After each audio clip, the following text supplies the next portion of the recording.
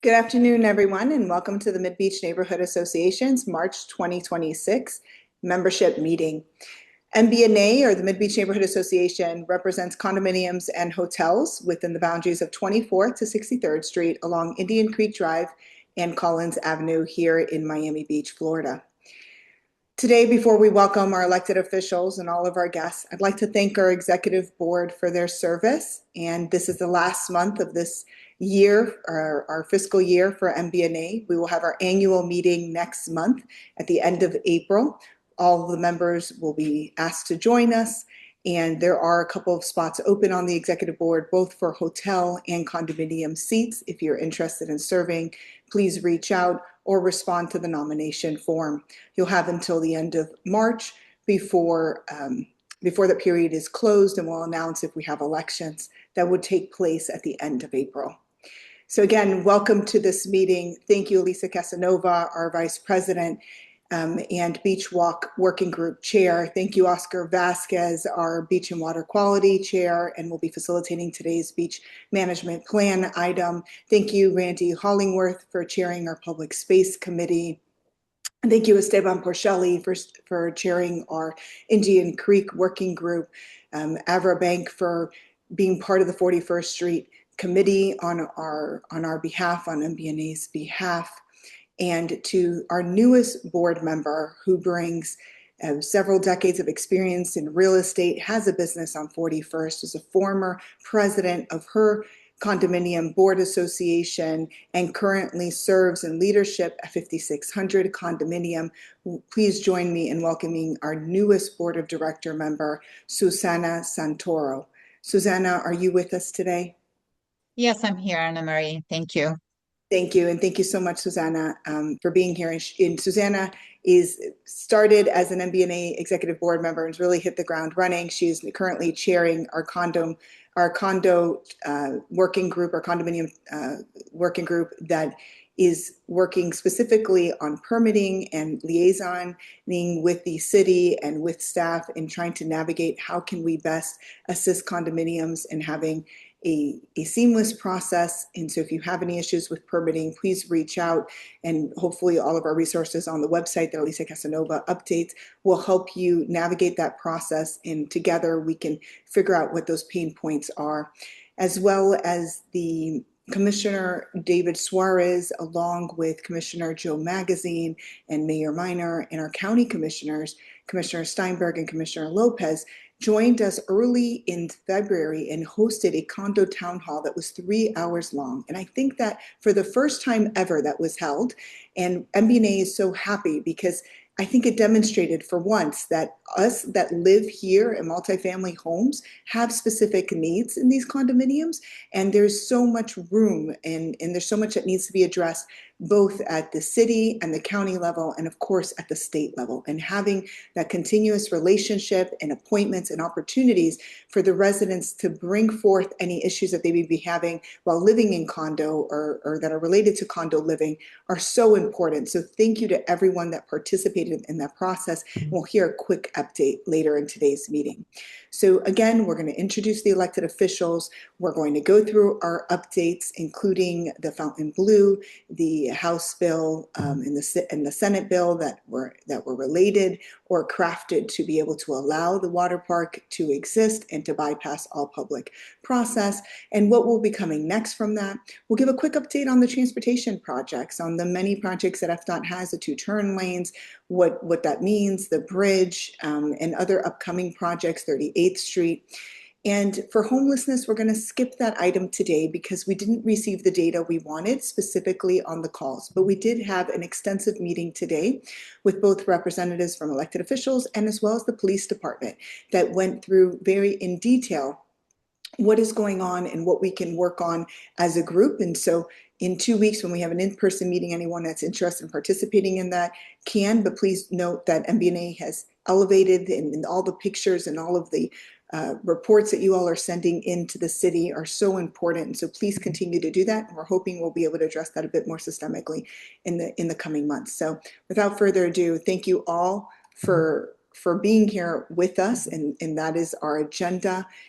The Commissioner Steinberg, you met with us this morning, and I have to apologize. Before redistricting, Sally Heyman was, I think, north of 71st or 71st, outside of MBNA's boundaries. And so I hadn't realized that District 5 now and District 4 both represent MBNA's boundaries. And so you begin, I believe, at 54th Street. And so I thank you for meeting with us this morning and for giving us that opportunity. Of course, it's a very comfortable place for MBNA since you're a former city commissioner and you know the beach so well and our issues so well. So welcome to MBNA's meeting.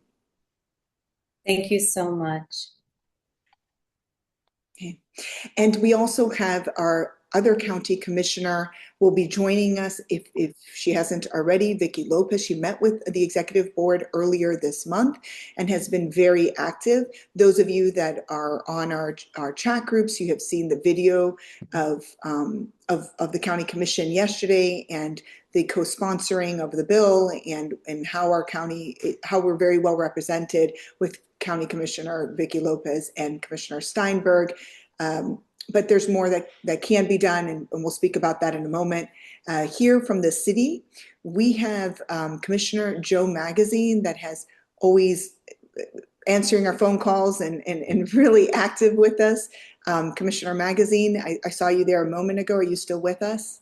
I am, yes. Thank you, Anna Marie. And thank you for the advocacy that you do on behalf of, I believe, thousands of not only residents, but visitors and businesses in our city as well. So it makes our job much easier when you are so forthcoming with the ways that we can help and try and collaborate and really not only praising us when we do good, but holding our feet to the fire and demanding more when those results are not there for you.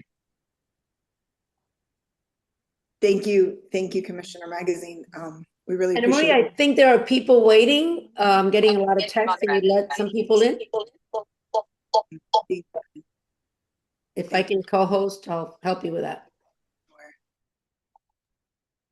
So as we continue, we also have, and we have both our city or state and all three are city or state and our county elected officials here with us. County Commissioner, District 5, Vicki Lopez. I saw that you mentioned the. Hi, Anna Marie. I didn't know that if you knew that I was on, but yes, thank you so much for the introduction. I'm looking forward to speaking to everyone today, and thank you to the executive board that met with me earlier. We have a lot of work to do. Absolutely, but we're so excited. You're new to our district. You're here with us only for the next 6 months, and then I think you go to election again. So we're just excited that we have you and your leadership and your wisdom from your experiences being our former state representative in a neighboring jurisdiction. Thank you. So our other elected officials that are with us from the city. Do we have Joe Magazine is on? Yes, he's introduced Thank himself. you guys so much. I'm on twice. Yeah. Okay. So I don't see anyone. Thanks, Luis. I don't see anyone else at this time. So we're going to move into the Fontainebleau water park item, just because that's how it's commonly known. We have the House bill and the Senate bill that are on our website. Alicia, would you like to give, I know Alicia Casanova has been leading this for MBNA. Would you like to give us a quick overview before we open it up to our advocacy partners, Stop Six Flags at Fontainebleau, and to our members? So right now, the Senate bill is being heard, Senate Bill 208. House Bill 399 passed yesterday, the House. A lot of things are going on behind the scenes. It's been a very tough situation to see what has been taking place. So what we did is today we posted on the midbeach.net website the bills, the items that affect this particular situation, which is what the interest is mainly of the group that's here today, which is how it's going to impact MidBeach. Although the amendments will be impacting the entire state and taking away some of the powers of the Historic Preservation Board and Planning Department and so forth. But it's a complicated couple of bills there. And we're very disturbed, obviously. There's an uproar in the community. We don't like what we're seeing, but all we can do right now is monitor, see what happens, keep cool, and then the city, I'm sure, will take responsible actions to follow through with the help of everybody that can help with this to see how we move along. Right now, just stay informed. And let's see what happens with the Senate bill today, if they match the language of the House bill that passed yesterday, or if it's going to be heard tomorrow. I have not followed up in the last 20 minutes, so I'm not sure if anybody else has news. We are live. We sent the link, so everybody is live. They can actually see the actual Senate, how it works. I think we've all learned a lot about politics in the last couple of days. We've all become experts on House bills and Senate bills and how they do this behind the scenes. This should not have been done this way, but it is what it is. We're here. Mark Weiss, who has been our fearless leader, is there. I see him. Mark, you want to say a few words? Yes. Can I go ahead? Does it have to be a few words, Alicia? I don't see. You can take the whole hour probably if we let No, you. no. I'm not going to take an hour. First of all, I just wanted to thank Alicia and Anna Marie for their just painstaking work the last week or two. It's been very hard. I see we have Commissioner Lopez. That's fantastic. Thank you so much. Welcome. And Commissioner Magazine, thank you also. My name is Mark Weiss. I am the founder of Stop Six Flags FB, better known as Jeffrey Sofer's biggest thorn the last few months. And we have grown a group of 4,500 residents and have reached millions on social media on this big water park issue, which I'm sure you're all aware of. But actually today is much more severe than just the water park. And if you will just give me a few minutes, I want to explain to you why it is so important that the city and the county sues Tallahassee and the state government for violation of home rule. I'm an attorney. I practice at Gibson, Dunn and Crutcher, one of the top law firms in the country. And what's happening here is so awful. What's happening here is a hostile takeover of Miami Beach local government. That is the issue. It's clear and it's not complicated. We have to just quickly recap what happened. Jeffrey Sofer presented this monstrosity on our ocean, 108-foot concrete tower, 8 variances, we all know, which sparked the biggest opposition that the beach has ever seen. I know we have an esteemed member of the historic board. If he was there at the last meeting, there has never been an outpour of opposition because that is how dangerous this is. So what happens? We win at the local level. We crush this project at the local level. And meanwhile, your new buddy, David Barrero, who should be Miami's #1 enemy right now, goes ahead and admits in the Herald that he worked with the Fontainebleau to put together a bill to strip away Miami Beach's authority. A to Z, you have no more power left to regulate what happens at your large destination resorts. And that's where we are today. I don't need to know what's going to happen tomorrow. It will pass. I promise you it will pass. Because we spoke to lobbyists who said there is millions of dollars being thrown at this bill. But what exactly happens when this bill, Section 4, which was thrown in a week ago, passed with no opposition? I think Commissioner Lopez, you spoke today. You were fantastic. A local government must administratively approve without further action by the local government. That's it. You're done. So what happens? Your planning board goes kaput. Your planning board, which decides the vision for Miami Beach, is useless. What does the planning board think about? Traffic. Guys, there is no mystery about what's happening on Collins. Every night, fire trucks drive into oncoming traffic to reach emergencies.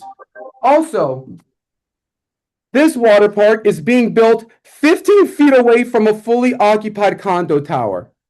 So I saw Chief Abello at one of our meetings, and I said, Fire Chief, I have a unit here. How are you going to get me out of a burning building? You want to know what she said? We're going to rappel from the roof. This is not Mission Impossible.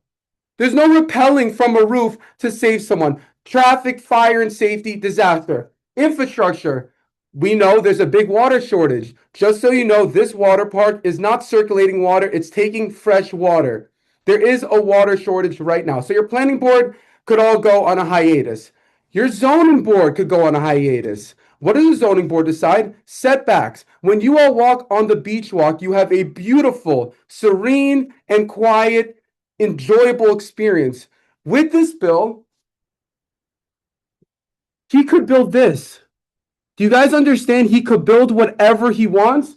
You should be begging for this water park again. And you know who else could build whatever they want? The Eden Rock, the Lowe's. Guys, this is not hyperbole. This is not an exaggeration. They could build this water park on the cobblestones of your beach walk. So your zoning board could leave and go take a hiatus. And our historic board, which has done such an important role, you go to Miami Beach and you say, this place is beautiful. And the reason why it's beautiful is because the historic board, our great volunteers, spend hours making sure that even the parking garages look beautiful. And this, the Deval, I can't even pronounce the hotel name, Deval, that demolition is going to be a drop in the bucket to the historic destruction that will come from here. But what really does this show, everyone? This shows that Miami Beach is for sale to the highest bidder. You will now live in a Jeffrey Soder dictatorship. You all, the government now answers to Jeffrey Sofer, because if you can't convince local zoning historic boards that your project is a good fit, you can buy it. You can literally buy it. He really needs PR training, because he just went on the record in Miami Herald, you could buy it. But our government, our commissioners, our mayor, you must sue and protect home rule. If you go and show Jeffrey Sofer your belly, that will be it. Once you lose the power, you never get it back. We need you to take action now. It's very simple. It's straightforward. Thank you all for listening. Thank you so much, Mark, and for everything, for sharing that with us and for leading Stop Fontainebleau Six Flags. Before we begin to take questions from Manny Corrales and other members of MBNA, I want to open it up to the executive board. Are there any comments from our executive board members? Yes, I'd like to actually make a comment, Anne-Marie. Go ahead.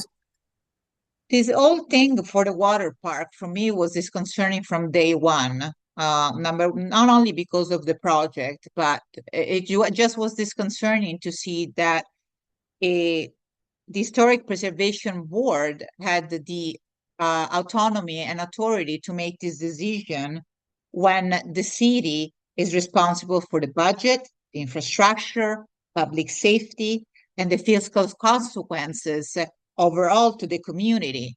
I mean, what we're seeing over and over, I personally am not against development. That's my position, but it needs to be done in an appropriate way, not to negatively impact the community. What I'm seeing instead over and over again is that the upside is being privatized and the damage is being socialized, because the residents are impacted. First and foremost, let's talk about public safety, because we live on a barrier island. There is only two ways to go, and there's going toward 41st Street or 63rd. And even like this past Friday night, we have videos, we have pictures, they're all time stamped. It was back-to-back traffic, and at least twice a week, when there is an emergency response, a lot of times we see fire trucks or ambulances that have to go against traffic because they can't get and provide help to residents that need medical assistance.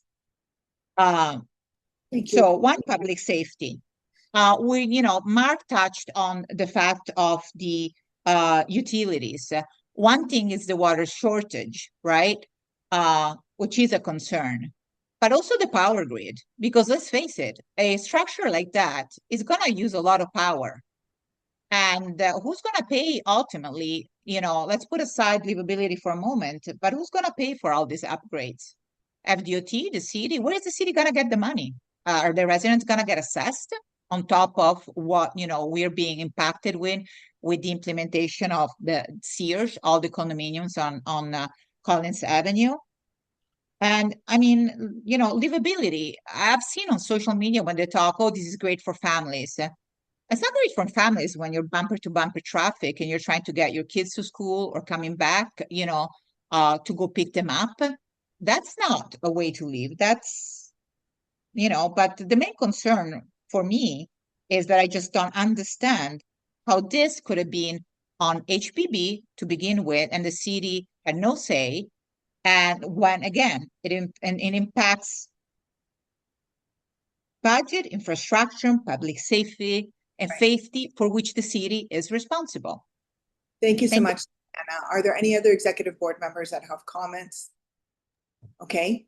I'm going to make a quick comment, then we'll go to Manny, followed by Miriam, and then we're going to open it to our elected officials, and then members again, and then we'll close this item. I think it's a tragedy what's happened. I'm so disappointed.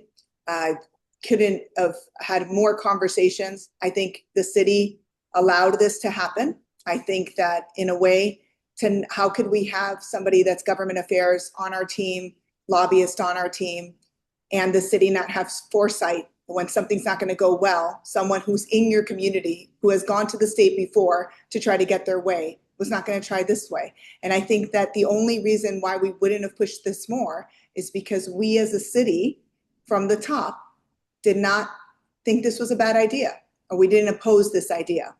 And anyone who thought this wasn't a bad idea is because they don't live here. They didn't invest here.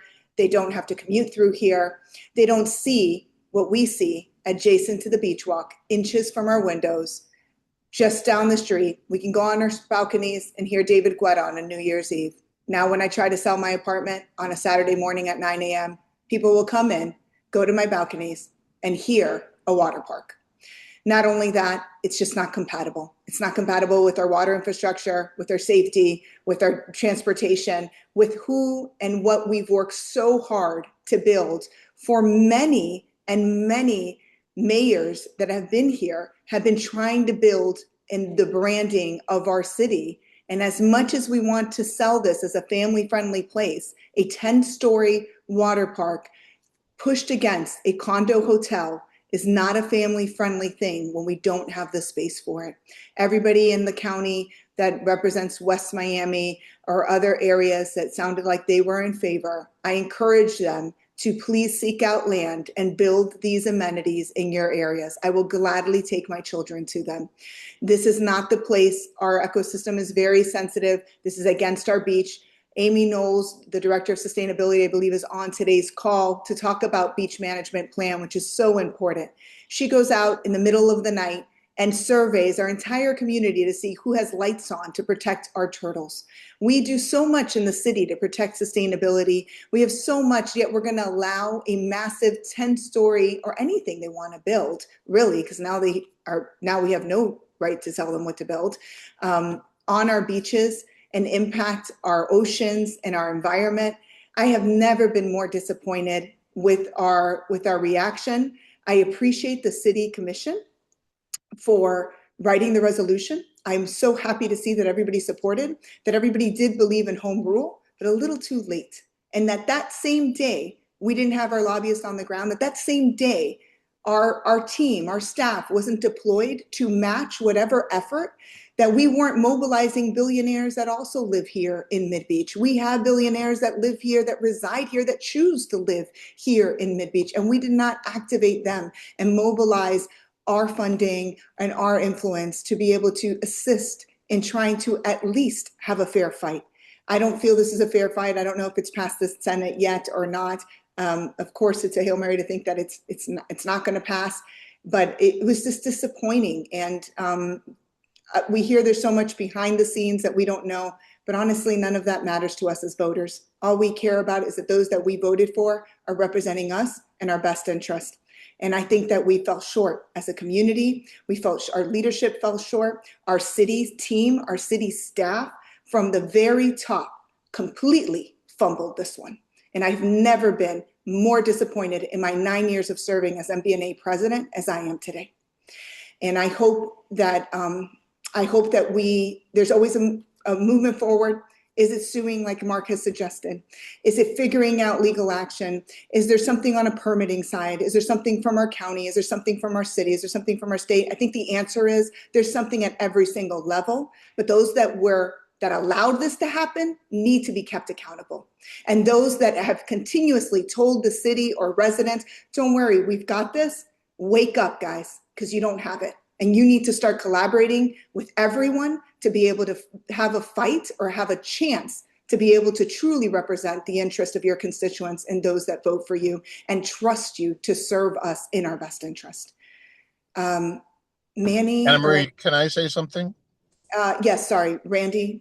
That's all right. I mean, I sit on the Historic Preservation Board, and I'm not going to speak about any specific case, but the what this means is a huge impact on historic preservation in Miami Beach. And clearly being on the board, I find that as a very, very important part of being in Miami Beach. I live in Miami Beach, what is so fantastic and unique about Miami Beach. And so the fact that this will so completely interrupt that process and not allow it to go on as it has gone so successfully in the past. And that's why we have the Miami Beach we have today, because of historic preservation, whether it's the board or the city's efforts and things like that. But, you know, this is devastating to the whole concept of historic preservation, especially on a specific site that is designated historic. It's not just another project, another hotel. It's or anything in the beach, not specific to a project, but the fact that we don't have any control now over historic properties, which are really one of the most important parts that makes Miami Beach what it is. So thank you, Anna Marie. Randy, as a professional in this field and as serving on our Historic Preservation Board and MBNA's Executive Board, thank you for your comments. May I say something, Anne Marie? Sure, Susanna. You know, one thing that, you know, I still don't understand from the historic preservation side is that, you know, the Fontainebleau came several times with different variances, and I'm not putting you on the spot or asking you to answer this question. It's more of a comment, Randy. Is that, you know, variances are not right, they're exceptions. So why do we continue seeing in Miami Beach, not just HPB, but, you know, in general, what the optics are that there is a desire to bend backwards for businesses, and residents come always second. And again, variances are not entitlements, they're exceptions. Thank you. But Susanna, And I'm sorry, let me just say this, that variances, certainly from the Historic Preservation Board, because we see residents come in, we see owners come in, we see hotels, condominiums, office buildings.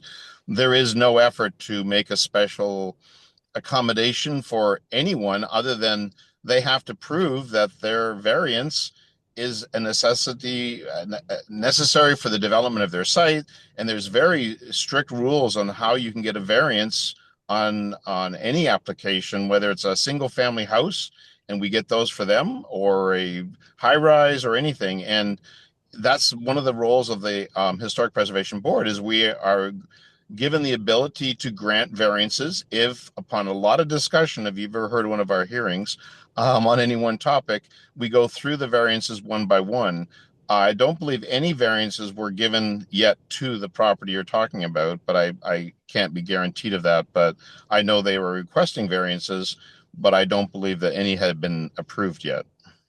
No, guys did not approve any, but it just kept getting postponed instead of just shutting it down. But thank you for clarifying, you know, what your capabilities are within that role.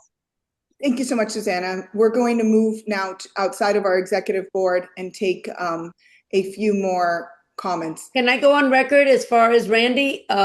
Although he's on our MBNA board, throughout this whole process, Randy could not have been more professional.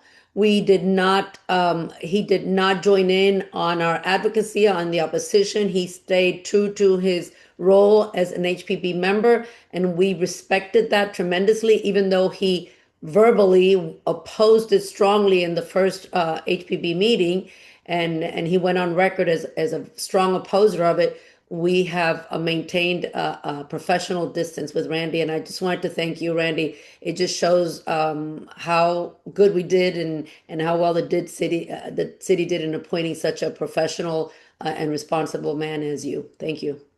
Thanks, You- Alicia. Randy, you also did not, just to disclose, participate in any executive board meeting where MBNA discussed. Nothing, nothing. Joined any chat groups or engaged in this at all from day one. So as soon as we heard this was going to be up, we didn't engage with Randy in this conversation. But sorry, Manny Corrales, please go ahead. Unmute yourself. Okay. No, you're still muted. You're muted. Okay. There you go. Can you hear me now? All right. Yes. So I just want to share a couple of thoughts. I want to thank the commissioners that are present, Anna Marie and Alicia, for allowing me to speak this evening and share some of my thoughts. The statements and opinions that I'm sharing tonight are those of a private citizen. I'm not speaking on behalf or representing any outside group or interest. As a concerned Miami Beach resident, I feel completely eviscerated by recent events in Tallahassee. I don't wish to recount what has happened to the city by well-placed lobbying dollars, taking away our sense of self-government and determination. I hope the commissioners present here today feel equally dejected as their power has been usurped by big money interests. I would not have agreed, but would have accepted the building of the Fontainebleau Waterpark if the decision had been made by our own commissioners, if they felt it were in the best interest of the city. So I have some questions for them tonight. Going forward, can any House member having nothing to do with our local politics or interests, if paid by a deep pocket developer and backed by lobbyists, can put up an 80 or 90-story incongruous behemoth building along Collins Avenue, and the HPB and commissioners are unable to make a determination if it's best for the city? Have we lost the fine balance between residential and business interests in Miami Beach? Are we on our way to becoming the new Las Vegas of the Southeast, where Miami Beach caters to the needs of the 72-hour tourists at the expense of the tax-paying residents who desire to live in the city? Should we be expecting a Ferris wheel on Ocean Drive or a Las Vegas-style sphere at the Eden Rock? Please, commissioners, disabuse me of this bleak notion. Thank you all. Thank you so much, Manny. I think that most of our commissioners are not here. They believe they're still at the presentation and awards. Commissioner Fernandez just joined. I just see him. I'm here, Anna Marie. Thank you for joining. I'm sorry, I missed that. Can you say it again? I said Commissioner Fernandez is here. Oh, sorry, your name comes up as Sydney, and I didn't recognize you with. I know he does look different. Apologize. I believe Commissioner Fernandez is here, and Commissioner Magazine was here earlier. With either of you, Commissioner Magazine is here also. yes. And so would either of you like to respond to Manny before we have Miriam and Meg from the Miami-Dade Preservation League speak? Well, If you wouldn't mind, I do Anna Marie. have to tell you that, we are following strategy. Should this have been caught earlier? Sure. But I have to tell you, we have representatives in Tallahassee, and it's impossible for us to be on top of the hundreds of bills that are going through Tallahassee. When these get flagged, our team gets on it. And we are in constant contact with what is going on with this bill. Our three lobbyists from Religiousenia, with Capital City Consulting, and the third company whose name I forget, but Erica, they're all working on this. Our in-house legislative person is on the ground also working on this, and we're following the strategy that they are advising us we have to follow. I apologize, Anne Marie and Alicia, if the strategy does not make sense to the group. But I'm not a Tallahassee lobbying expert. We have contracts with lobbyists who are guiding us and who are advising us. I have made myself available to, and I'm sure many of my colleagues have, in fact, made themselves available to go to Tallahassee and lobby on this matter. But the consensus that I'm hearing from the paid professionals that we have in Tallahassee is that our presence in Tallahassee on this specific issue could work against the interests of the city and on behalf and against the interests of MBNA. If it's your desire for me to be there, I can go there. But the guidance that we're getting from our professionals in Tallahassee who are lobbying there, they strongly feel that our very vocal presence in Tallahassee can work against our advocacy efforts. They have advised that the continued outreach on behalf of MBNA is very important. Sending the emails to the legislators is certainly very important. But I just, I want everyone to understand that we have to follow strategy. We have people making phone calls to Tallahassee. We have people who are advocating from different angles because this bill's not just about the Fontainebleau. There are other elements. So there's a lot of moving parts here, and there's a lot of strategy. But I ask you to please trust that we are all doing our best to advocate, as always, on behalf of the best interest of the city. And I feel confident that all of my colleagues, are very concerned about preemption. We don't like it. We don't support it. We fight against it. And sometimes we need to follow strategy from our lobbyists, which sometimes is not always showing up and picketing at the meeting. Sometimes we got to follow a different type of strategy because that's what can get us forward. So I just wanted to share that context because I know in the past we've been very vocal on other issues that was the recommendation. And in this case, our lobbyists are advising us that we need to take a different approach. Commissioner, I have a question. So do we have a plan B or that hasn't been discussed yet, number one? And a statement which is thank you for doing the resolution and for being the first one to go out there publicly and explain what was ahead.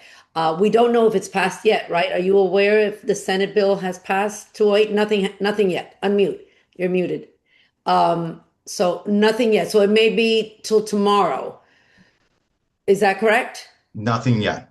Nothing yet. Okay, so let's assume that it passes as it is expected to pass, as it's passed so many committees at this point, right? Everybody on this call is completely opposed to this, as we're all aware. We've all said so many things and so many horrors about what's happening. But is there any way we, as a neighborhood association that the Fontainebleau happens to be a member of, and it's in our backyard, on top of everything else that can happen as a result of these amendments, is there a plan B where we can assist in any way? And Commissioner Fernandez, before you respond to that, and I'm not sure if you have to run back to the meeting, so if you do, feel free to respond now. But I wanted to give an opportunity. We only have one other city commissioner with us that wanted to make a comment, and then we can maybe answer that, because I think both of you together, and other elected officials that are as well with us, might want to help with that strategy and that call to MBNA, if that's okay. Sure. So Commissioner Magazine. Thank you, Anna Marie. And like I said, thank you to you and your group for leadership. It gives us guidance about how to try and best represent you. I know personally, I've been engaged with our Tallahassee lobbyists, with our city manager, with our legislative affairs officer, and working nonstop on this. If that was too little too late, if that's the perception, I'm here to take that medicine. That's not going to stop me from working and continuing to advocate on your behalves. Some of the things that I did is I and Commissioner Fernandez and others appointed Randy to the Historic Preservation Board because we knew MidBeach was lacking the proper representation. Wow. So we were very proud to have Randy as, I believe, the only MidBeach neighborhood representative on one of our 3 land use boards.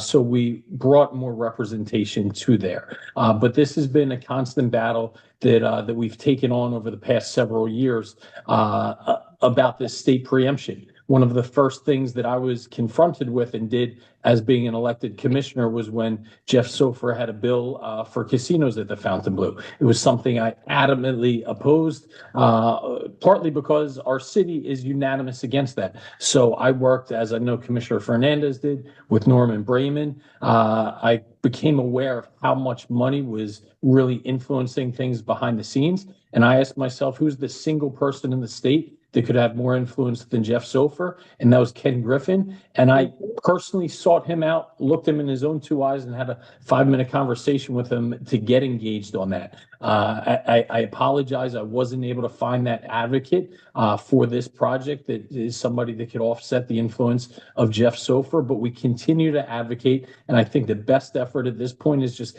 constant public pressure. We're doing things night and day on the city side. I've had 3 different calls with our legislative affairs officer here. Contact our state reps. But this has been a constant battle that we've seen at the state level, where because there are decisions that happen, in particular in Miami Beach, that the state decides to preempt us. And it is ironic because the ethos of a conservative government is local control. And it seems like Tallahassee over the years has said, yes, local control until it gets too local, and then we're going to take the power out of your hands. I am personally impacted as well. The Live Local Act, there is an application 25 feet, not only in front of my house, but also the house that I begged my parents to move into in my same apartment building to help me raise my daughter.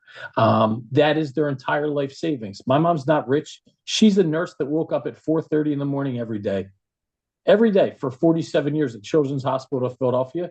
And Russell Galbett wants to build, he has an application under Live Local to build a 500-foot tower under the premise of affordable workforce housing, because we were preempted by the Live Local bill. And if that's not enough, he has one maybe 50 feet up the road for another 500-foot tower. Okay, so I am on your side. I'm fighting as hard as possible because you're not the only ones preempted on this. I am personally preempted while it impacts your neighborhood. I get that this is across the board. This is about more than a water park. This is about more than a Live Local project in front of my house. This is about where control belongs, and that is at the local level. Thank you, Commissioner Magazine. County Commissioner Lopez. Thank you, Anna Marie. So I know that you all would probably know that since I was in the legislature as short as November, I know exactly what's going on here. And I just want to say this about the surprise, because no one could have at all anticipated that a land use bill that was solely looking at the urban development boundary line would ever have been used as a vehicle for this. So I want to dispel the notion that somehow no one was looking at this or wasn't on top of their game. I have to tell you that unfortunately, this is the danger in the final days of session, that people like Sofer or anyone else for that matter, because it happens every single day in these final stages, they look for what we call trains, bills that are moving so they can attach something to it that might slightly be germane to the title. And so I want to be sure that everyone knows the city commissioners could never have known that this would happen. This was like a complete surprise. And that is the problem, I think, because, and I did want to say to you all, the bills are not yet identical, right? It would require, just so that everybody knows, I don't know if you read, there was an editorial in the Herald that was written by Senator Calatayud and Dr. Rachel Silverstein with respect to the UDB line, right? There's going to be pushback in the Senate because this bill, right now, the Senate bill does not have the CDMP vote requirements that would make it a majority versus a supermajority. And it doesn't have the large destination resorts language. So if there's pushback on the CDMP vote requirement, that will put this bill in danger. Because what I think, and I've been studying the scenarios, the scenario could be, now that the House bill is in messages and it has been received in the Senate, they only have a couple of choices. They can pick up Representative Barreau's bill and pass it as is. There will be pushback on the UDB, vote requirement. So I don't know if they can do that because there will be enough debate against it. That will then mean they could strip that out of the bill, and then they would be required to send the bill back to the House. Now, the question is, will the House then accept that? Because it's important to Representative Barrero that that vote requirement remain in that bill. So then there'll have to be, yes, there it is, Mark. There'll have to be some negotiation. Either the representative has to, succumb and not have that in the bill. And then, of course, they would pick up that bill that came from the Senate and pass it. But it's bad news all the way around, as I am tired of telling, my colleagues, because either way, the large destination language could find its way into the Senate bill. So there's still a long way to go, but I wanted to make sure everyone understood this is common practice in the legislature. And none of these commissioners from the city, nor could even the county commissioners, especially Commissioner Steinberg and myself, who represent the beach, could have ever expected, predicted, because it was all done so hush hush. So, but it wasn't, but Commissioner, and I know that you joined us very recently and are kind of starting when you came to the first Condo Town Hall on February 2nd. I think we're all blown away, right? Because obviously that is you are an architect behind a lot of the Condo Town Hall laws at the state level, but this in the city, as somebody it's very hard for me to accept that, because you had to see this runaway train, this wreck about to happen in front of you. I mean, this was an item that tried to go through the Historic Preservation Board under radar. And if it wasn't for Miriam Weiss and Mordecai, we never probably would have known about this the way we did when they came to MBNA in November or October's meeting. And then we mobilized, and then the Stop Six Flags came, and then everything started. And then when they would not concede, and it was 140, 120, 100 feet, and nothing made sense for the community, that's when the community members showed up in strong force to speak against it and have really mobilized. And I think at that moment, the city commission, how do we not know that this is out of league for the Historic Preservation Board? I got it. How do we not know that we have a system that doesn't work to approve projects that have a grand impact on our public safety, on our city's infrastructure, on things that the city and the county and the state are responsible for? You all are responsible for our beaches, our roads, our water. And so how did we not have alerts? And also, we are not as savvy. And when I hear Commissioner Fernandez say that he is guided by his lobbyists in the city, I 100% could not agree more. We do need to respect and follow that technical advice of those that know this system the best. But at this time, coaches coach professional teams and they lose games. And we were coached, and I feel in a way that we lost that first inning. Maybe now we'll be able to win through the Senate because of the UDB bill or because of something else or another technicality, and hopefully we will. And if there's anything that we can mobilize, and we'll talk about strategy in a moment, to be able to win, then we should be guided so that we can try to figure this out.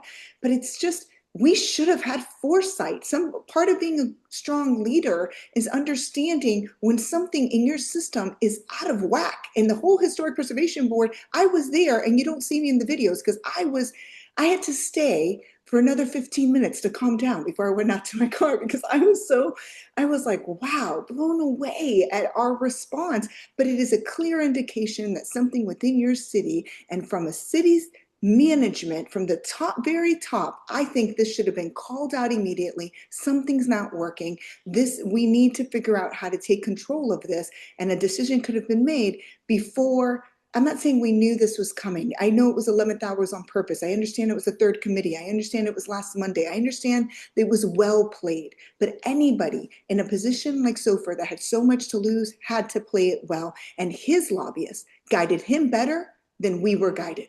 And that's where I think we lost. And I'm just trying to figure out where we are right now in the game. How do we get back into it? And how do we strategize and win?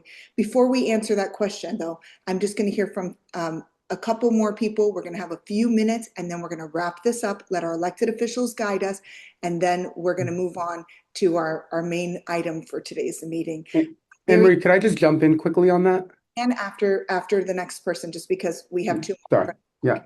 Miriam Weiss, you're next. Yes, hi. When this water park was first proposed, it was back in the summertime. Nobody knew about it. Nobody was opposing it. There have been thousands of residents, every single resident in this area and on 41st Street and the surrounding towns have been opposing it. The Historic Preservation Board meetings have had hundreds of people show up, and the videos talking about what Jeffrey Sofer proposed got hundreds of thousands of views on social media. All along, we have been told by people in the city and other people that Jeffrey Sofer could pull a hat trick and he could propose something at the state level that would usurp everything that was going on. So I've heard this from multiple people in this whole process. So it is not possible that nobody contemplated that this could happen, because I am an attorney, but I am not a Florida attorney, was told this by multiple people. This is exactly what Jeffrey Sofer did with the casino bill. So it's from his playbook. Nobody even knew that this amendment was done until I sounded the alarm, told MBNA. This happened Monday afternoon at 4:00. And the next morning, Commissioner Fernandez came out with a very strong email statement. But nobody knew about it. Just like they didn't know about the water park, just like they didn't know about 8 variances that they were asking for. The first proposal had 120 feet, 12 stories. Well, the Fontainebleau reduced it to 108. But guess what? Now they can do it however much they want. They can go 150 feet because you have no say. The Historic Preservation Board at the first meeting in November, Mr. Randy Hollingsworth asked the hard questions. Now there's no question to ask. The Fontainebleau can do whatever they want on 20% of their property. Like the visuals that Mark Weiss held up, they could build a Ferris wheel, and so can the Eden Rock, maybe Lowe's. In Aventura, he can do whatever he wants. And you know what, Commissioner Fernandez, I know you're listening to your lobbyists, but I've heard that Jeffrey Sofer is running around Tallahassee with his lobbyists. He's not sitting home and leaving it up to Corcoran Group. He is there on the ground. And I've been told by lobbyists that I should run around and knock on doors of staff. I don't even know where to begin. What is the city going to do when this bill gets passed? Every indication that we've heard, we've spoken to multiple lobbyists, is this is done. This is bought and paid for. It's coming from up high, and it's going to go through. If some miracle happens, and because of the UDP, and there's some opposition to the majority versus the supermajority, that'll just be a miracle. But the indication we have right now is this is going through major destinations, 500 rooms or more. They can do, so the Fontainebleau is 20 acres. On 5 acres of the Fontainebleau, which is on the beachfront, he can build whatever he wants, as high as he wants, as close to the beach walk, as close to the condos as he wants. No setbacks, nothing. What is the city and the county going to do when, as all indications are, this bill gets passed with the major destination language? That is the question right now. Definitely no one was paying attention. This was all foreseen, and I was told this by people in the city office, people that have dealt with Sofer before, that this is where he's going to head if he's not successful at the local level. Now that the bill is going to pass, they have 7 lobbyists from Corcoran Group running around with Jeffrey Sofer. We are so outmatched. There was no one there from the city government. There's a few lobbyists down there. That's great that you're doing that. But all indications are, what are you going to do when this gets passed? Thank you so much, Miriam. And we're hopefully that they will agree to stay and answer that question. We just have 3 more hands before we close the comments for members, and then it will be elected officials. Then we're going to close that and close this item and go to our main item for today's meeting. Meg, you are next. If you could give us a quick introduction and comments. Is Meg from the Miami-Dade Preservation League with us? I know she had her hand up earlier. I'm here. I was muted. Sorry. Oh, no problem. Go ahead. Hi, everyone. Hi, I'm Meg Lusto. I'm the new executive director of the Miami Design Preservation League. I've had the pleasure of meeting a few of you, Anna Marie, Mark, Miriam. I've been so impressed by your organizational skills. You've really risen to this occasion in a way that is extremely impressive, and it also makes what's happened over the past few days all that more depressing. This preemptive legislation is on the heels of the Live Local and the Safe Structures Act, which are other ways that the Florida legislature has taken away the power of the people, the power of citizens to control the destinies of their own cities. It's becoming more practice across the country. That doesn't mean that we should tolerate it.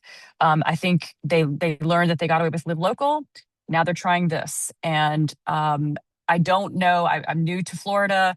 I don't know all the ins and outs. I know there's a lot more people with a lot more knowledge than I have, but I guess I'm here from the preservation side because Miami Beach has its international recognition, its identity, its joie de vivre, its way of life, the reason that we all live here, the reason that millions of visitors from this country and from all over the world come to Miami Beach is the special identity that preservation has created.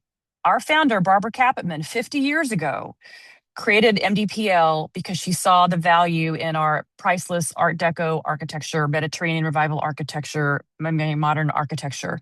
We have been so successful at preserving that, and the payoffs are all around us. And just to be perfectly, blunt, it's in the tax revenue. Tourism is our industry. We start chipping away at that, and it doesn't matter whether you care about old buildings or you don't care about old buildings. If all you look at is the bottom line, this is a threat to the bottom line. So I, of course, want to appeal to you on the preservation side and how important it is and how it is the reason that Miami Beach is what it is and is why we choose to live here. But if you're trying to make an economic argument, this poses a direct threat to the economic viability of our tourism industry. And frankly, it's not just Miami Beach. It's the entire state of Florida. There are plenty of places all over the state that have the resorts that would fit this category or that can be built to fit this category, or maybe next year it gets tweaked so that it's a little bit more expansive. I have been trying to reach out to my counterparts in other cities, to the Florida Trust, to find out if they are aware of this. This has caught everyone unaware. So it's really going to be tough to make a statewide coalition of preservation organizations to deal with this tomorrow. I don't see that happening, but that network does exist, and we can draw upon it. I'm looking forward to next year when we'll have a lot more. I'll have a lot more knowledge. I'll have more relationships. But right now, this is one of the most serious threats I can possibly imagine. And I greatly appreciate the work that MBNA is doing, that our commission is doing, that our county commissioners are doing. I don't know what's going to happen, and I want to do everything I can, but I'm just not sure what I can do, what MDPL can do, but we are ready to do whatever we can because this is the threat to the reason that we exist. We are a preservation advocacy organization. We're celebrating 50 years next year.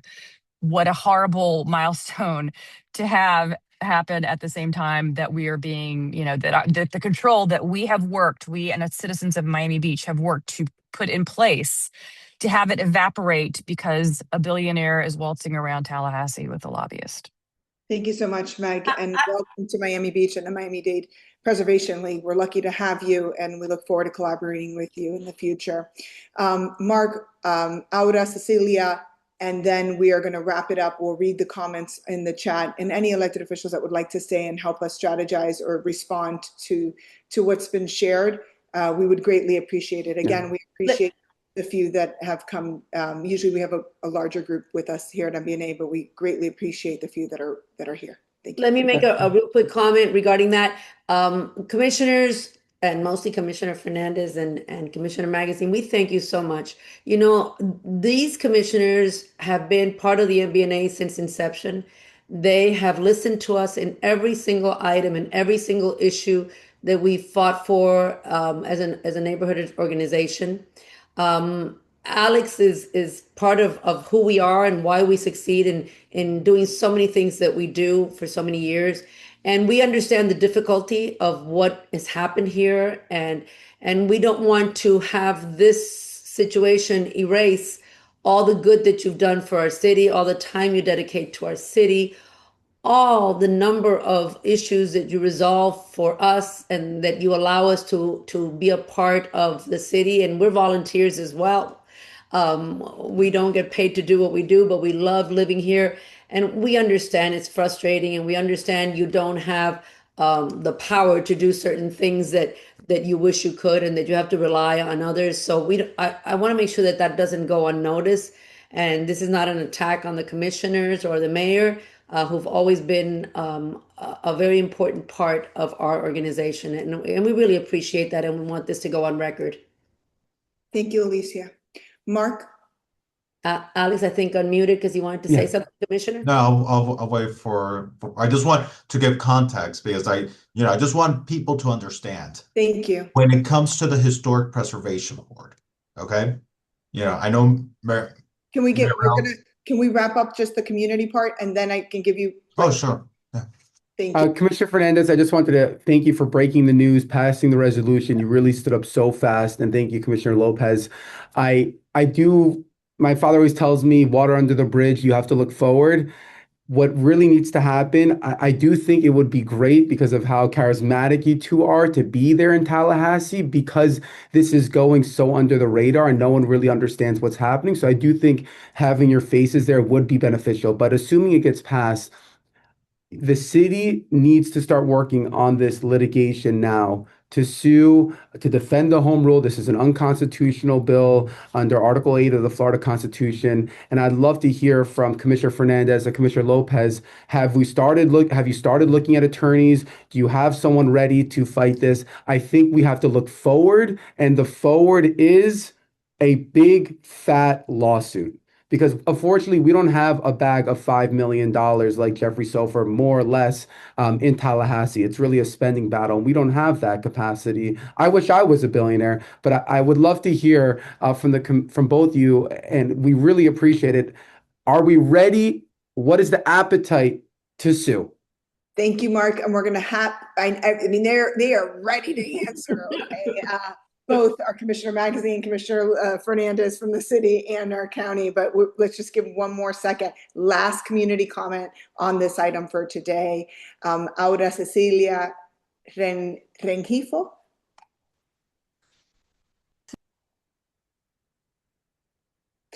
I'm sorry, could you please mute? Okay.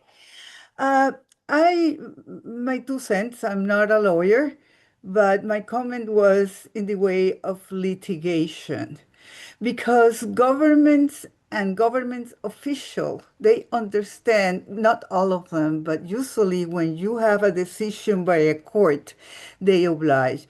I would like that the city of Miami Beach show us, the voters, that they are not abdicating their power to Tallahassee. This is not the Congress of the United States. You have to stand for the people that we voted for you. So, in my humble opinion, suing is a very good idea. Thank you so much for that opinion. And just a couple more comments in the chat, and anyone else that wanted to put it in. Failing to challenge this tells Tallahassee that Miami Beach will roll over whenever a powerful interest wants to override the residents. If we stay quiet, this playbook will be used again and again. Approval in Tallahassee doesn't automatically trump local rule when it comes to permitting. The authority still rests with the city, doesn't it? What can the city do in terms of permitting or other ideas in addition to those that are being proposed by everyone that's made comments today? Again, thanking Commissioner Fernandez and Magazine for being here today. Your presence and engagement are truly appreciated. I don't see any other comments. The floor is now for the elected officials to share with us their insight. And I just, perhaps, and I don't want to put Commissioner Lopez on the spot, but Commissioner Lopez, she was in Tallahassee and she understands that world. So, for example, SB 180. SB 180, preempted a number of our regulations, and we had to weigh, are we going to sue on SB 180? Do we have an avenue standing on which to sue? And when we determine, okay, do we or do we not have standing in which to present a lawsuit, then we need to ask ourselves, is there a way to fix this bill? Is there an opportunity next session to fix this bill? And that's part of what we consider, because the moment you start a lawsuit, now you are positioning the legislature further against you.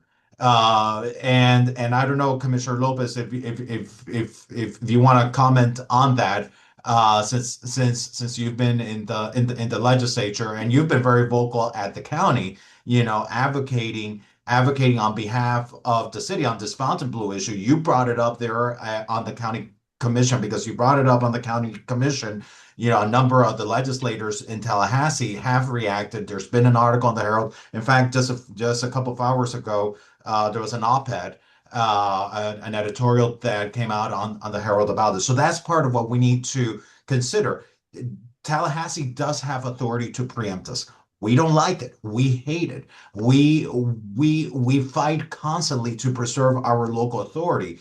And Tallahassee does have those rights. And I don't know if in this situation, we will have the right to be able to sue. Going into a lawsuit against the state is a very serious matter. And so I don't want to just lightly throw out there, okay, that I am going to agree to sue the state if we do not have a path and true legal standing towards victory, because then that could completely eliminate our ability to seek a change in the law. So that's something I just want to put into perspective, and we'll analyze it and we'll see if we can sue. And Separately, the historic.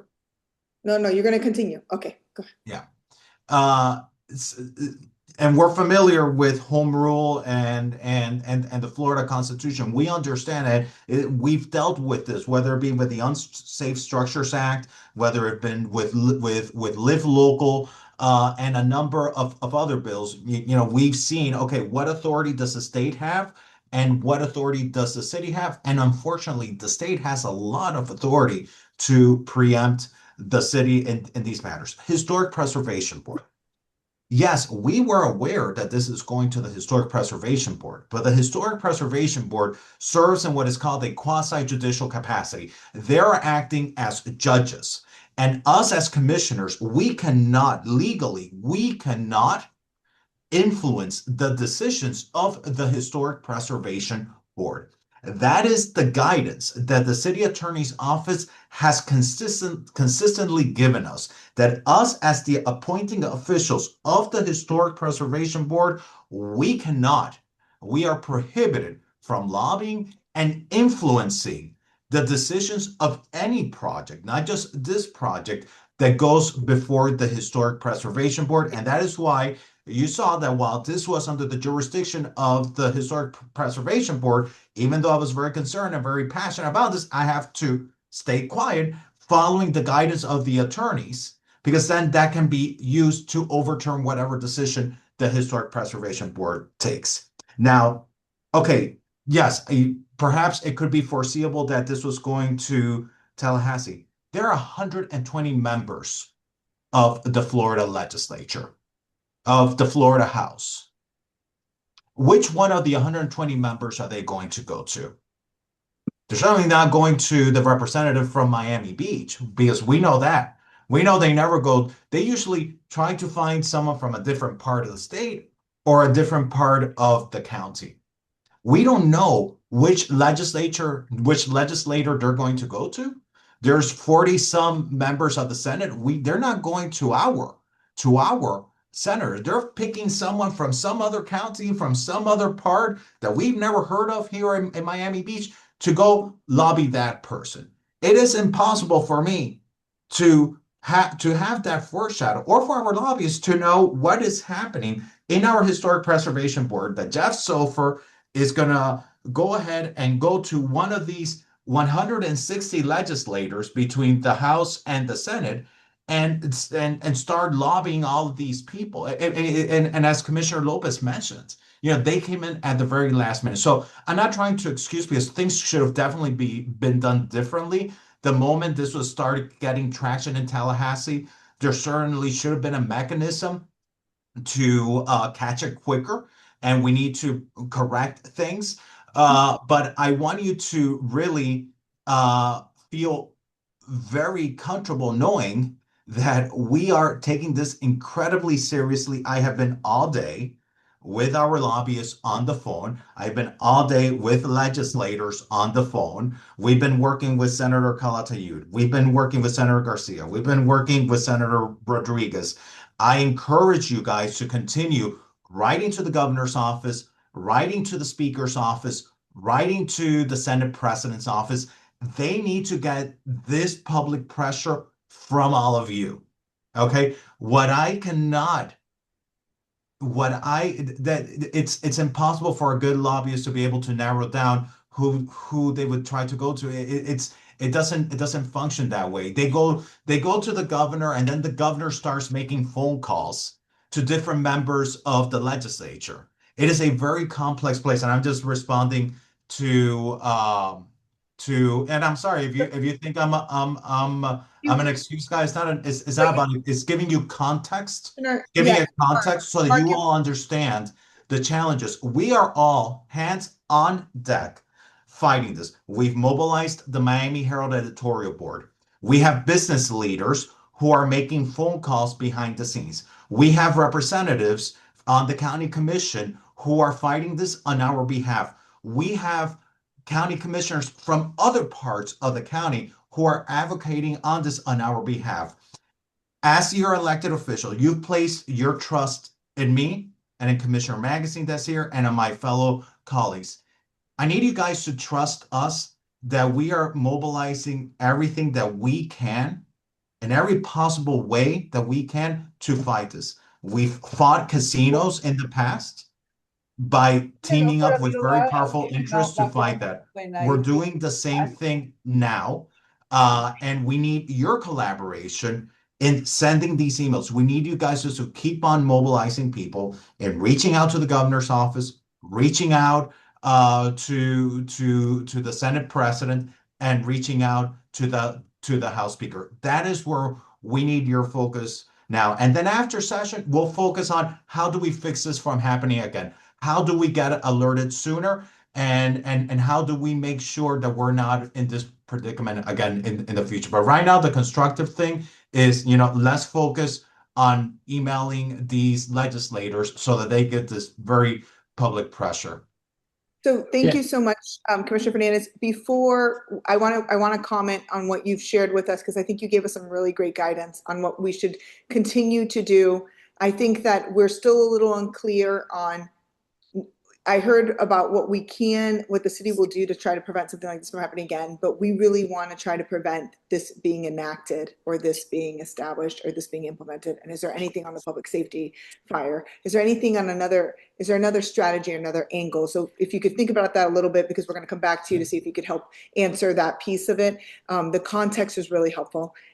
Also hearing, because it was confusing for us why the commission wasn't engaging. And I think that makes a lot of sense that the commission couldn't engage because they couldn't influence the Historic Preservation Board's decisions, because that could open up the possibility of the Historic Preservation Board's decision not to be upheld.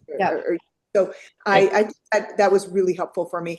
Commissioner Magazine, before you speak, and I know you've been here from the beginning, we do have a new commissioner, city commissioner that's joined us, and I just want to make sure I have a chance to introduce her. And then I know county commissioner had another meeting at 7. I know she's still here, but she's not supposed to be here. And I see her popping out and popping back into the meeting. So I'm wondering if she's trying to get in somewhere else and wants to quickly say a few words as well. But Commissioner Monica Salinas Mateos is with us.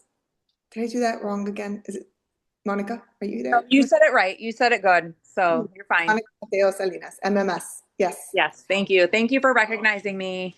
I'm hearing, what you guys are saying, and I wish I knew the best route here, and I'm just listening to see what we can do, what the city can do to support you guys. So, but I'm here. I'm listening. Thank you so much, Commissioner. And did you see Commissioner Bott just joined as well. Yes, I also see that Commissioner Bott has just joined us.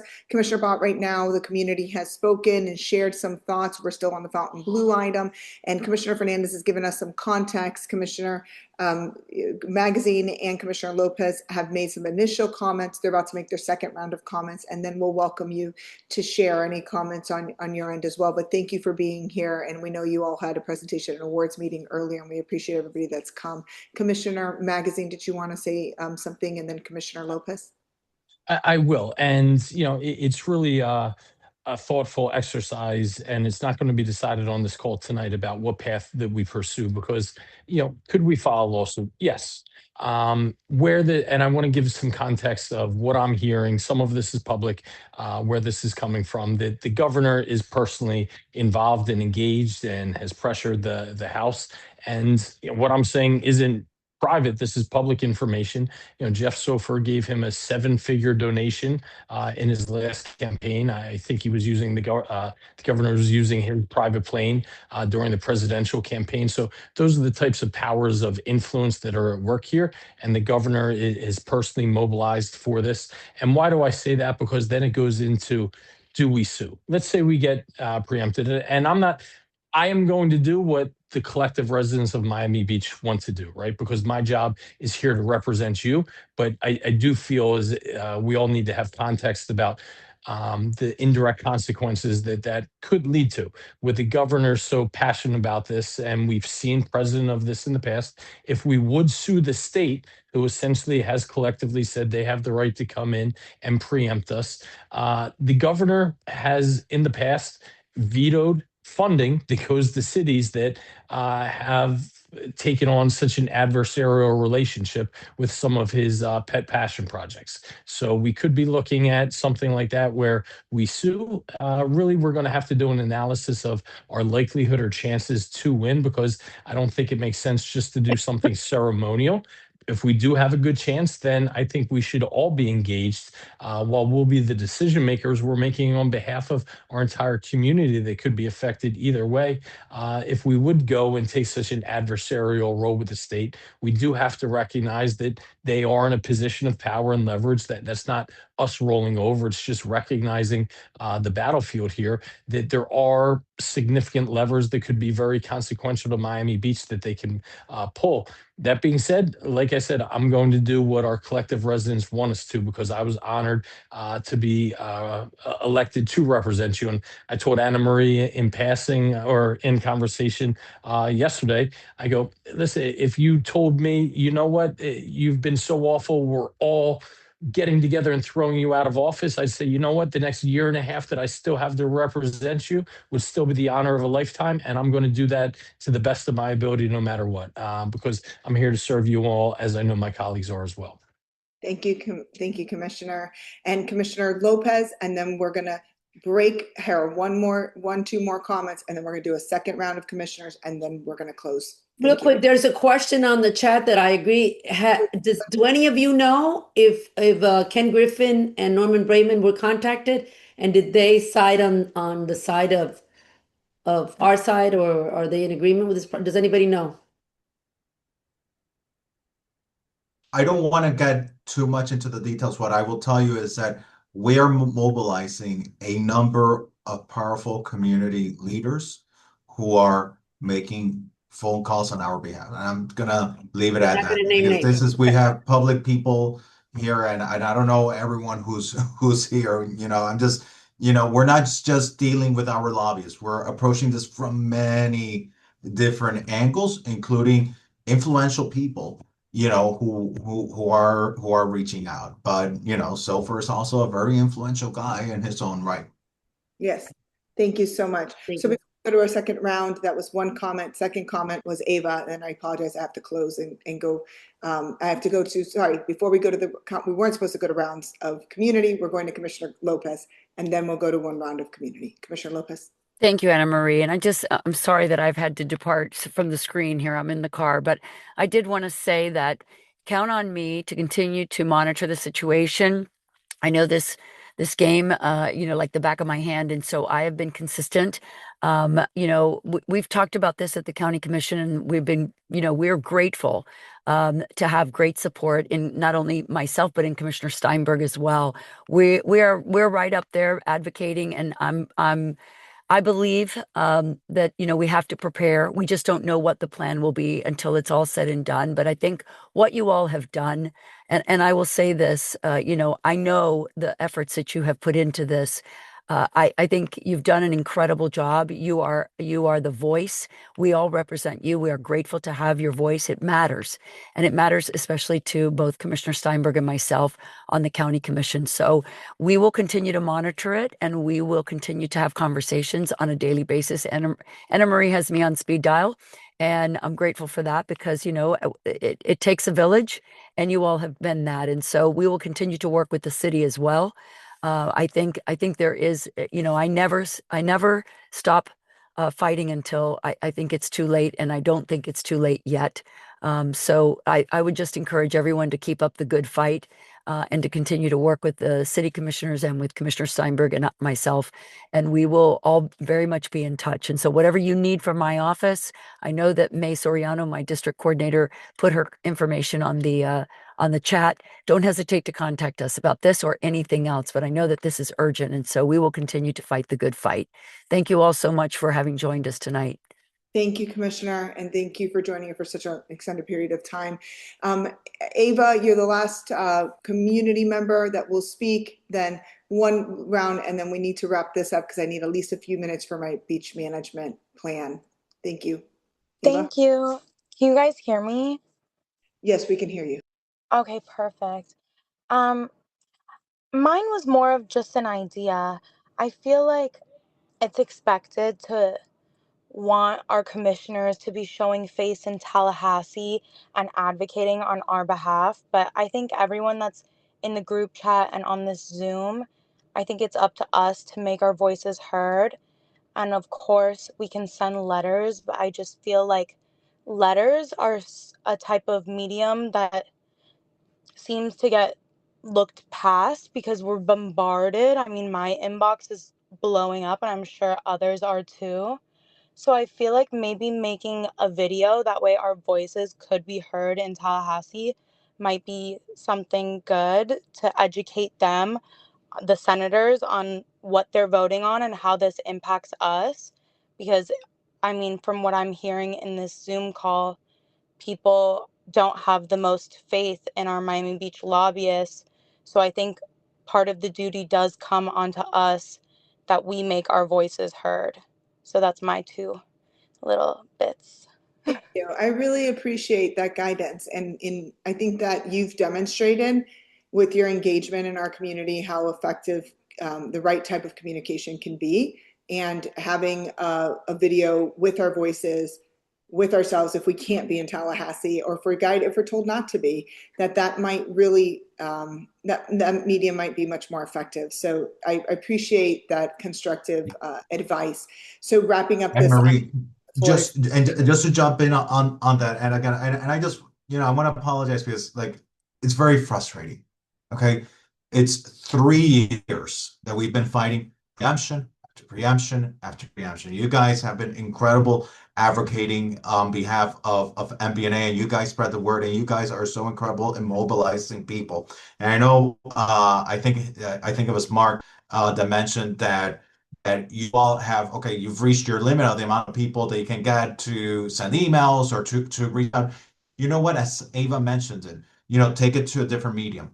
Go online, Twitter, start tagging them on Twitter, start tagging them on Instagram, start tagging them on Facebook. As an elected official, nothing gets your attention more than when you get the ping on your phone that you got tagged on Facebook or they got tagged on Instagram about something. So take the advocacy. If you've already sent the emails to the different legislators that we put in the emails, and to the Speaker of the House, tag the Speaker of the House, tag the Senate President, tag the governor's office, and tag the sponsor of the bills, Senator Borrego and Senator and the other senator. Tag them all, because that will get their attention. And again, it's just very frustrating because, SOFR does have a lot of resources, and I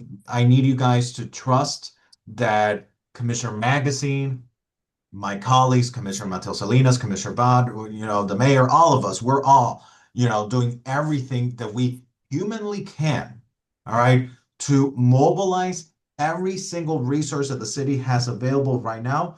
The only other thing that we could have had as elected officials was a crystal ball to know which one of the 160 legislators they were going to be going to preempt us. I've gone as far, just for you all to know, to cancel meetings with Fontainebleau lobbyists on non-Fontainebleau issues. I've asked the city clerk for a list of each one of Fontainebleau's lobbyists. And I've called each one of these lobbyists and I've told them, you want a meeting in my office? You got to call Jeff Sofer and tell him to drop this preemption. And while this preemption matter is going on, since you're representing the Fontainebleau, you're not getting another meeting in my office.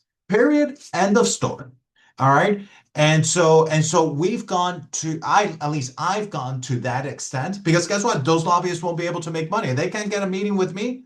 They won't be able to advance their issues for other clients on the agenda. So we're going as far, at least me, to take that type of position. And again, Vicky Lopez and Mickey Steinberg, they've raised the alarm on this on the county commission. Thanks to them on the county commission, we have the Miami Herald covering this. We have the editorial board all over this. They have their county lobbyists working on this. What we need you is to keep the public pressure. If you've already sent your emails to whoever you sent emails to, now switch over to social media.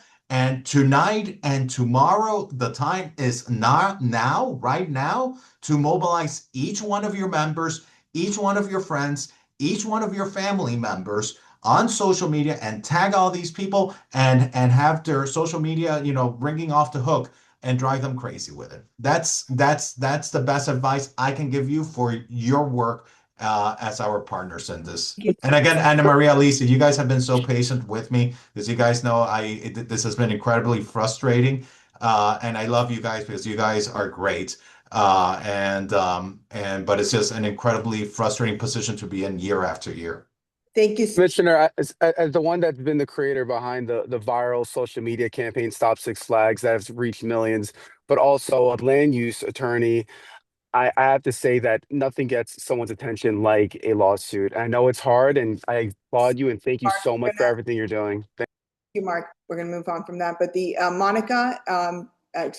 Commissioner Mateo Salinas, Commissioner Bott, Commissioner Magazine, are there any other comments before we end this item? I'll jump in, and I apologize for being late to this. I got caught up after the meeting. In addition to everything that I've heard my colleagues say, which I echo, the fact that SOFR is, playing dirty on this instead of going through the correct process and doing the correct thing, and which can result in our home rule once again being preempted by this state government that is all about states' rights, but doesn't seem to feel the courtesy to extend that to cities, is beyond. I just, you could hear it in Alex's voice and Commissioner Fernandez's voice, and the only reason I'm not sounding as incensed as he is because he did it for me. It's out of control, and so we are with you 1,000%. We are going to keep doing what we're doing as a city, working with our county commissioners, working with private citizens who might have more direct access than we do. And in addition to the social media campaign and all the other things that you've heard, clog their voicemails. Call each of them, call them again, call them tonight, call them later tonight, call them first thing in the morning, leave messages, talk to their aides, call each one of them, get every family member you have to call. It makes people pay attention. It absolutely makes people pay attention. So, you guys are collectively remarkable as a community to advocate the way you are. It's not a surprise because we've seen you do it before, and just keep up the great work. And we're all in the fight together, and we're going to do the best thing we can for you as a neighborhood and for us as a city, to stand up to these bullies. It seems that Fontainebleau's lobbyist, we've been reading here on the chat that he's on the call. Can you identify yourself, please?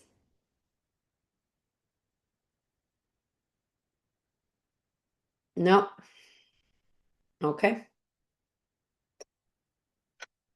I don't know where you are, but if you're Welcome. here, Everyone is you're- welcome to join the MBNA. you are welcome. This is an open forum. You can speak, you can say your position. You've probably been listening in this whole time, so We also would like for people to identify themselves. We yes. require it for most MBNA meetings and the property that you represent. And Fontainebleau is a MidBeach property, and they have been an active member in the past, and they're welcome to be at this meeting as well and to speak as we've welcomed them to speak in January. So this is 7:30. I begged the mayor to present a very special award today to an organization that was celebrating 100 years of incredible environmental advocacy so that our city staff from the sustainability department could be here with us. Oscar, I believe you are a co-host. Please begin to share if you'd like your screen, or you let me know. But we have a brief presentation on the beach management plan. This is a plan of 10 years. If you've ever been concerned about your property and sargassum, if you've ever been concerned about about what's allowed on your beach sand, or been concerned with the concession or other plans, this is a plan that's going to be for 10 years. It has very specific areas. There's a committee that has been formed that will hear this. All public input needs to be submitted by March 10th. This is important for our hotel members. This is important for our management teams that are on this call. And this is important for every one of our residents. Do not let this public meeting period close and your comments or your property not be represented. Remember, as always, with all of our issues, you can send your position to MBNA. MBNA will collectively gather those positions and send them to the city and to the city department, and hopefully have it discussed or considered in the decision-making process.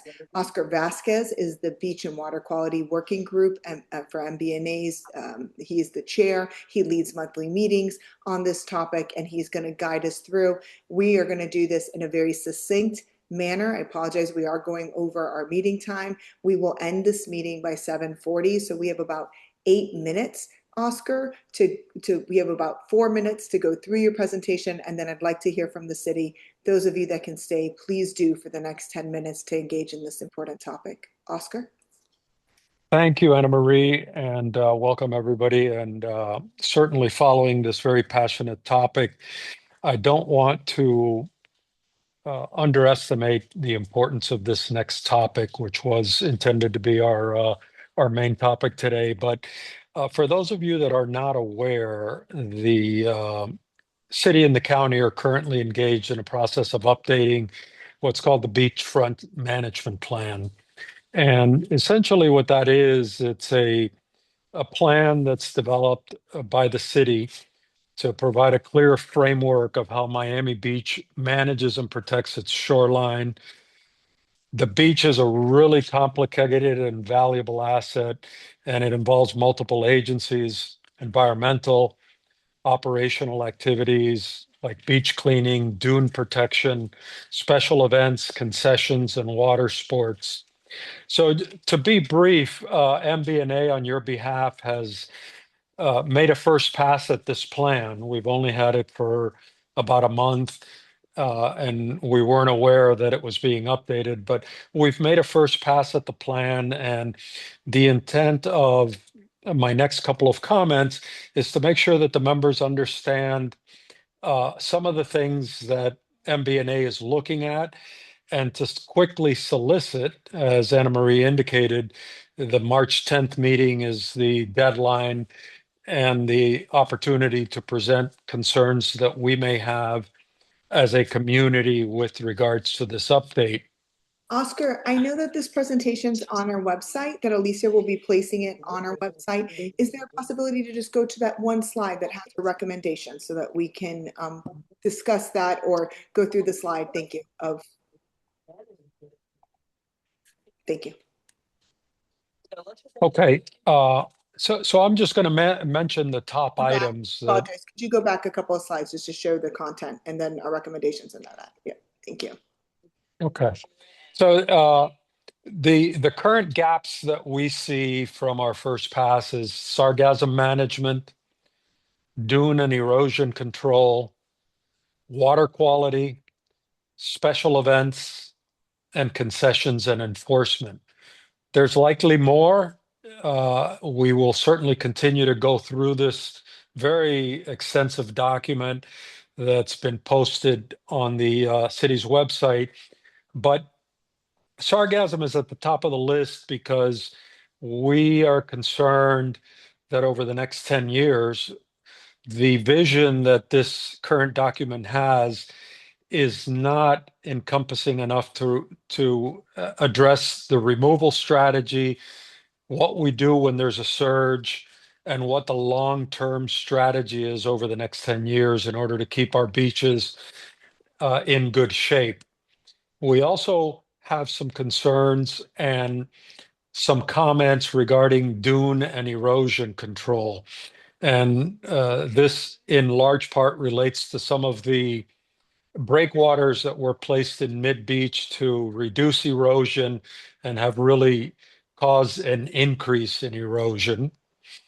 And water quality, I don't need to say much. We see it in our periodic emails that we get from the groups that monitor our water quality, and quite often our beaches show red as being a high danger area for bacteria.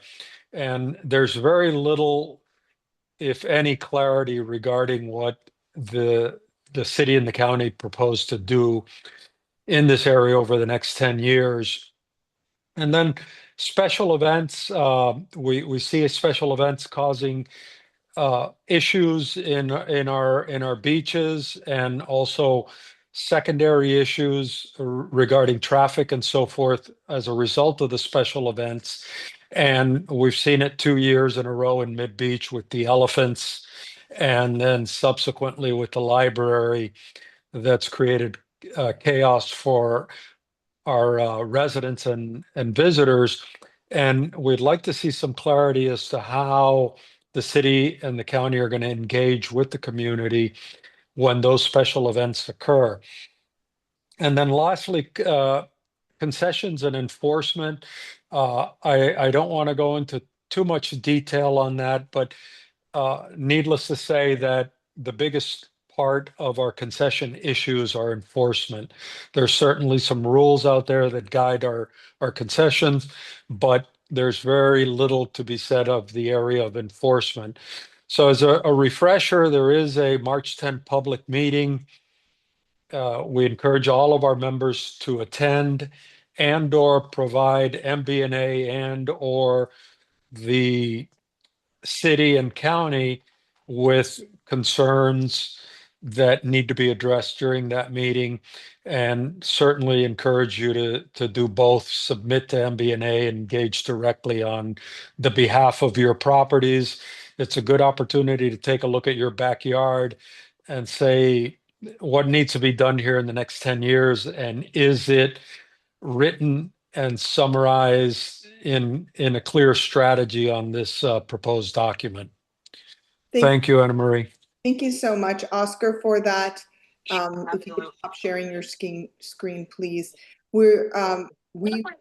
Amy, Knowles, I believe you're, Dr. Knowles, I believe you're with us, Lindsay.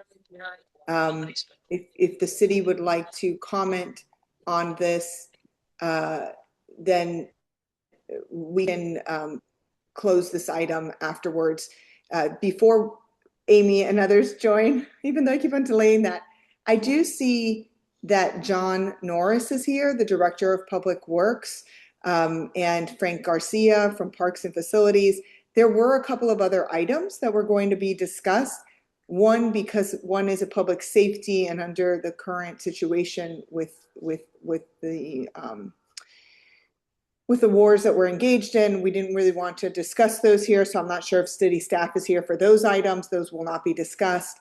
And then the other items on transportation and why we have people continuing to walk on the street, and why has the buildings not created another appropriate exit from their buildings onto the grass or another area as the front door of their buildings, to allow for a proper and safe closing of our sidewalks so that folks aren't walking on the street and holding up the traffic along Collins Avenue, and more importantly, not endangering themselves as we continue to create 2 turn lanes.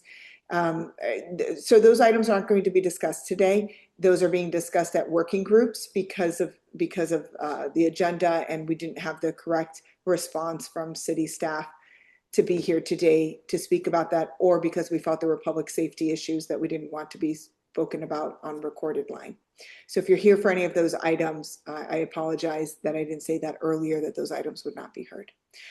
This is the last item, and it will only be heard for a couple more minutes before we wrap up. Amy? Thank you so much for inviting us today, Anna Marie, and making it happen so we could participate.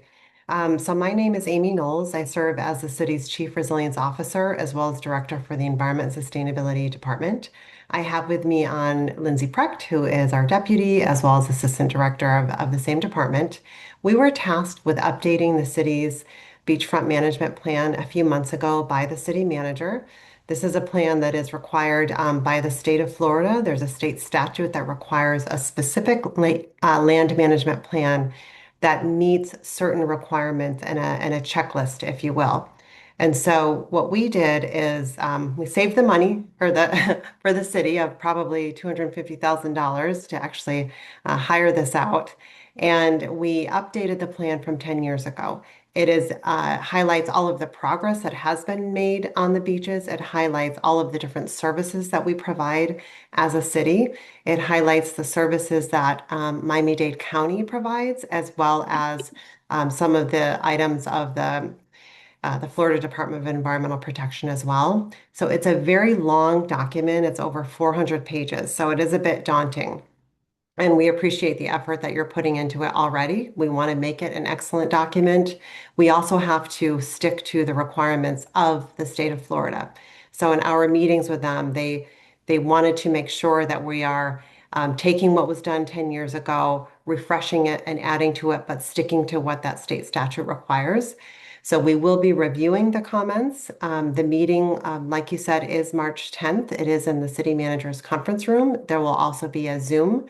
And there is a feedback form, and I know you mentioned it, but we're collecting that through Microsoft Form. It's on our website, miamibeachfl.gov/beachfront, so that we can make sure to capture all that comment and provide that to the state as well. We do plan on, after the meeting, reviewing all the comment, and we will be providing the updated plan to our city commission. We will be shooting for April, May, so it's a pretty quick turnaround. And at that point, it will need to be provided to the state, to the Acquisition and Restoration Council, to make sure it aligns with the state management plan goals. And we're looking for approval by the state by August. So we're really keeping our eye on those requirements, and we appreciate all the additional comments as well. I can go into more detail, but I know we're sort of near the end of the plan or your meeting. We're past the time, and we don't usually go over time, but this is such an important issue, and we felt that the window was very short for us, very small for us to be able to provide feedback and engage in this process. We also noticed that it really is the city responding to something that is a greater plan, a larger plan, I think is the way we're describing it. And then this is our city plan. This is our city version. Is that correct? No, this is following the state requirement, which is defined under state statute. It's a land management plan. The city essentially has a management agreement with the state of Florida to be able to utilize the beaches and to help manage the beach. We do that as a co-managing entity with Miami-Dade County. So we're responsible for certain items. Miami-Dade County is responsible for certain items. And so it's really bringing all of those items together to show as a city how we're complying with the state requirements. And that's what allows us to be able to be, utilizing the beach. But the county has their own plan, or this co-management plan, this plan itself, the one you're developing, will represent both your responsibilities and the county's responsibilities?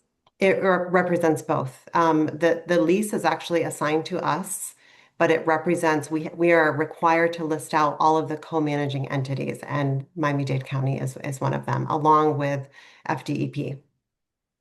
This is such an important plan, and we're trying to, as an organization, have been struggling to host meetings where we can have folks provide. We've been reaching out to the management companies, we've been reaching out to hotels, all of the members of MBNA that reach out to us when there's a lot of sarcasm, the ones that send us videos, the pictures, the ones that feel more bothered by that issue.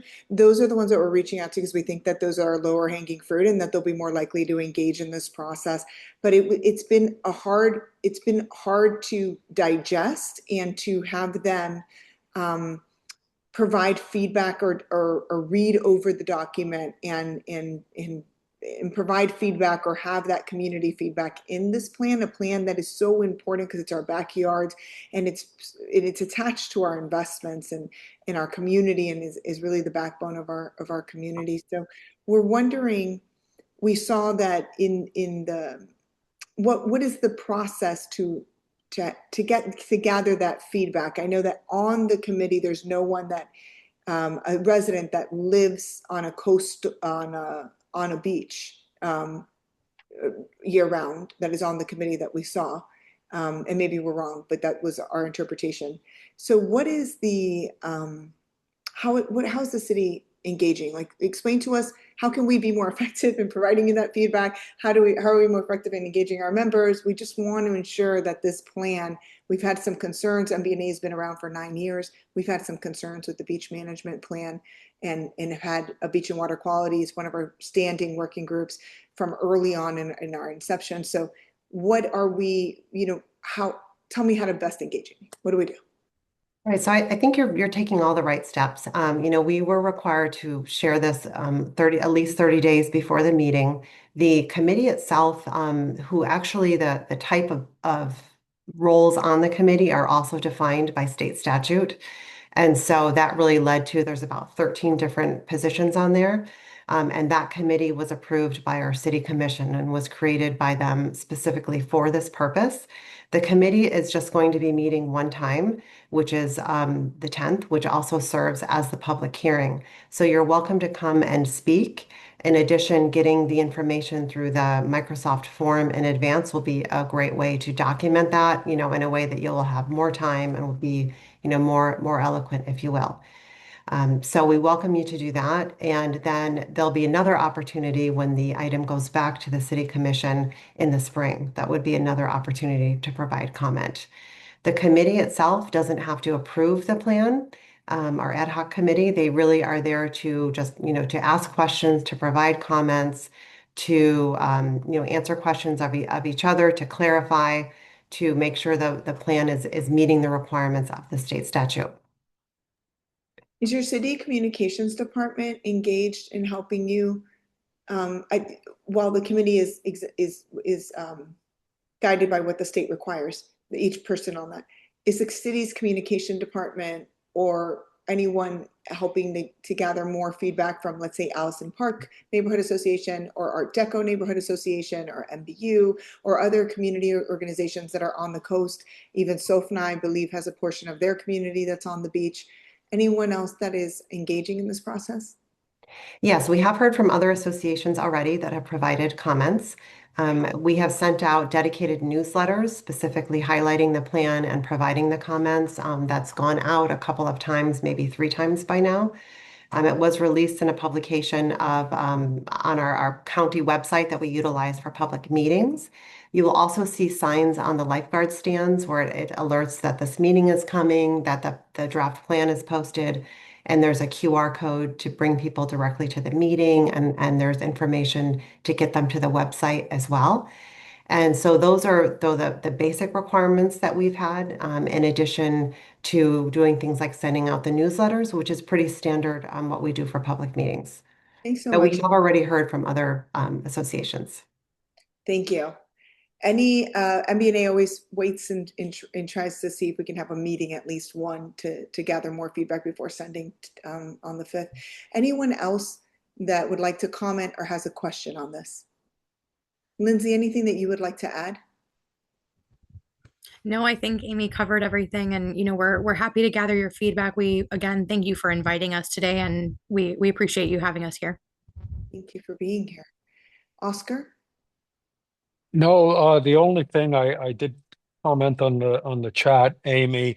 I tried to put in some of our concerns into the Microsoft form, but our content is too long for that. Is there a better way for us to provide that information to you where it becomes part of the public Sure. record?